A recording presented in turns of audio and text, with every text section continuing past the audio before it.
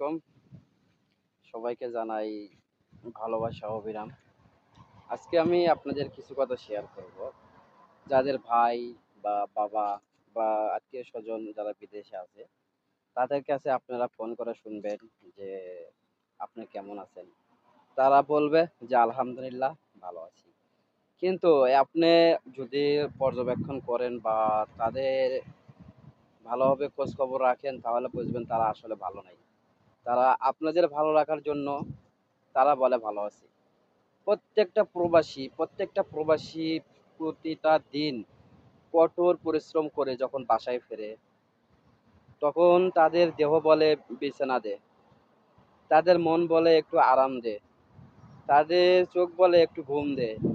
কিন্তু দেখা যায় শেষে এই পেটের দায়ে খানা পেটে দিতে হবে, এই জন্য শুধু একটা ডিম ভাজি করে কোনো রকম খায়া ঘুমায়া যায়।